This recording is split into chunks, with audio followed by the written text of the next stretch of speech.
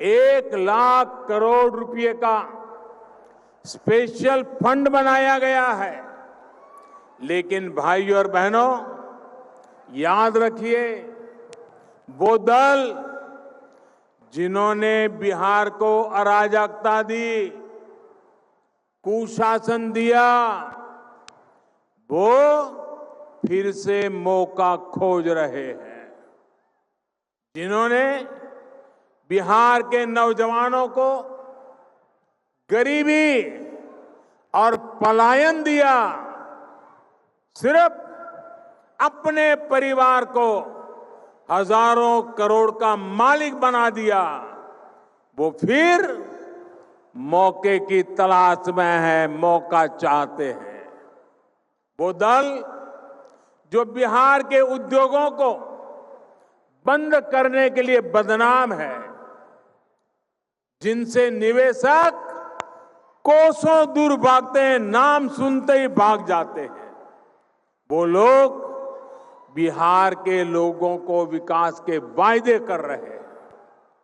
सरकारी नौकरी तो छोड़िए, इन लोगों के आने का मतलब है नौकरी देने वाली प्राइवेट कंपनियां भी यहां से 9, 2, 11 हो जाएगी।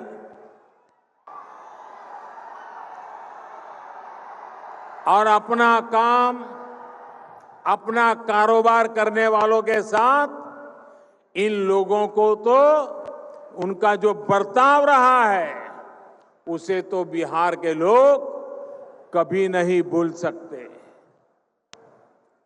रंगदारी दी तब बचोगे, नहीं तो किडनैपिंग इंडस्ट्री का कॉपीराइट तो उन लोगों के पास ही है। इसलिए इनसे सावधान रहना है। याद रखिए, इन दलों की राजनीति झूठ, फरेब और भ्रम पर आधारित है। इन लोगों के पास बिहार के विकास का न ही कोई रोड मैप है और न ही कोई अनुभव। भाइयों और बहनों, आज बिहार का युवा विश्वास से भरा हुआ है, आत्मविश्वास से भरा हुआ है। उसकी आकांक्षाएं और अपेक्षाएं पूरी हो, इसके लिए बिहार में सुशासन का बने रहना, नीतीश जी के नेतृत्व में बिहार को आगे ले जाना बहुत जरूरी है। नीतीश जी के नेतृत्व में बिहार सुशासन के जिस रास्ते पर चला है, उसे केंद्र में एनडीए की सरकार बनने के बाद नई ऊर्जा मिली है। बीते वर्षों में बिहार के इंफ्रास्ट्रक्चर को आधुनिक बनाने के लिए अभूतपूर्व काम किया गया है। बिहार के गरीब से गरीब परिवार को वो मूलभूत सुविधाएं मिल रही है जिनका इंतजार उसने दशकों तक किया है। आज बिहार के गरीब से गरीब परिवार को भी बिजली, गैस कनेक्शन, शौचालय, घर, आयुष्मान भारत योजना के तहत मुफ्त इलाज की सुविधा सुनिश्चित कराई जा रही है।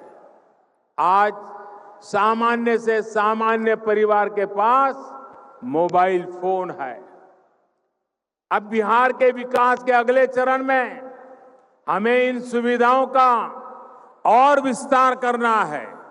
बिहार के लोगों को मिल रही सुविधाओं को आधुनिक बनाना है।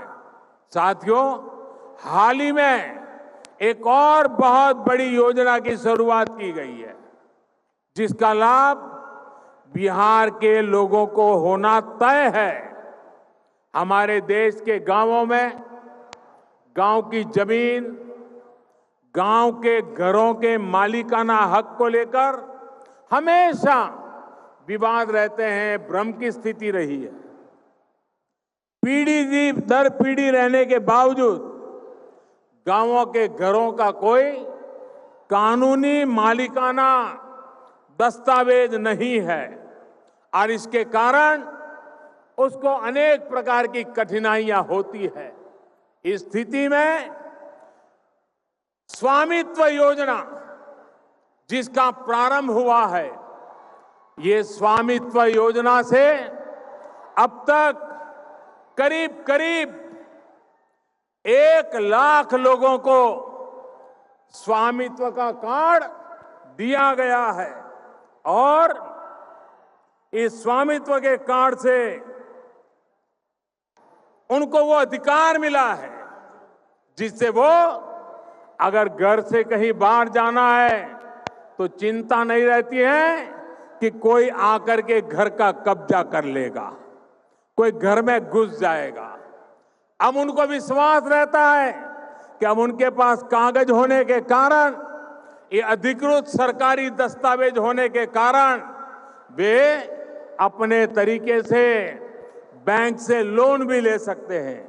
और ये स्वामित्व योजना प्रायोगिक रूप से अभी 6 राज्यों में शुरू की है। जैसे ही यहां चुनाव और आचार संहिता समाप्त हो जाएगी, बिहार के गांवों को भी, बिहार के गांव के हर नागरिक को इसका एक बहुत बड़ा लाभ मिलने वाला है। साथियों, आज बिहार में कनेक्टिविटी का आधुनिक इंफ्रास्ट्रक्चर भी तैयार किया जा रहा है। विशेष रूप से बिहार को पश्चिमी समुद्री तट और पूर्वी समुद्री तट से गैस पाइपलाइन के माध्यम से कनेक्ट किया जा रहा है। प्रधानमंत्री ऊर्जा गंगा योजना के तहत पारादीप हल्दिया से आने वाली लाइन अभी बांका तक पूरी हो चुकी है और ये मुजफ्फरपुर भी जल्द ही पहुंचेगी। गुजरात के कंडला से आने वाली पाइपलाइन जो गोरखपुर तक पहुंच चुकी है, इसको भी इससे जोड़ा जा रहा है। बिहार एक प्रकार से दुनिया की सबसे बड़ी गैस पाइपलाइन परियोजना का हिस्सा होने वाला है। साथियों, बिहार के लिए जो प्रधानमंत्री पैकेज दिया गया था, उसमें पेट्रोलियम और गैस से जुड़े 10 बड़े प्रोजेक्ट थे। हजारों करोड़ रुपए के इन प्रोजेक्ट्स में से अधिकतर पूरे हो चुके हैं। यहां मुजफ्फरपुर में नया एलपीजी प्लांट लगा है। इसके अलावा पटना और पूर्णिया में भी एलपीजी प्लांट्स का विस्तार किया गया है।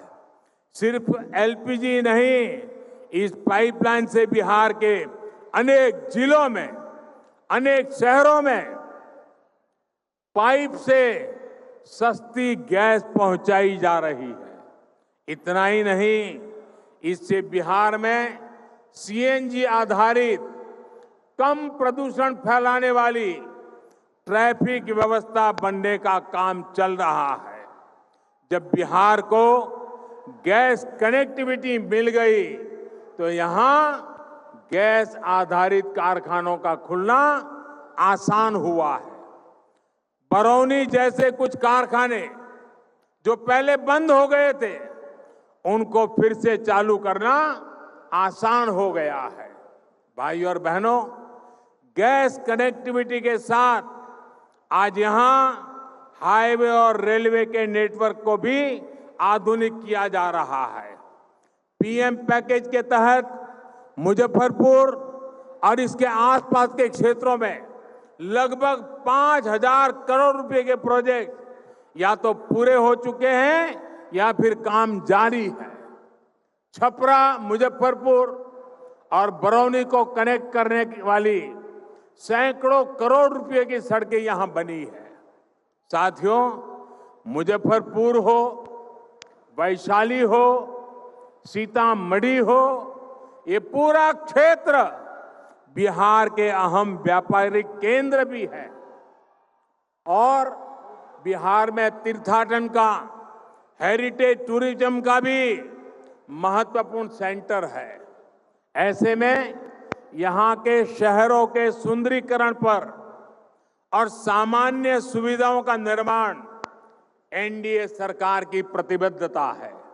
हाल में मुजफ्फरपुर में रिवर फ्रंट बनाने का काम भी शुरू किया गया है। इसके तहत शहर के कई घाटों को विकसित किया जा रहा है। वहां शौचालय और दूसरी सुविधाओं का निर्माण किया जा रहा है। जब ये काम पूरा हो जाएगा तो यहां पर्यटकों को भी बहुत आकर्षित करेगा। साथियों, रामायण सर्किट के साथ ही बुद्ध और जैन सर्किट के तहत भी यहाँ बेहतर सुविधाएं Prime Minister Narendra Modi speaking in Muzaffarpur, once again making important points about the kind of development that Muzaffarpur has seen, and talking about amenities of clean toilets and drinking water and gas connection, talking about development that this region will see, and saying that Muzaffarpur's life will change forever after his government comes back to power. That's the promise the Prime Minister is making right there, even as voting is underway in the first phase of polling in Bihar.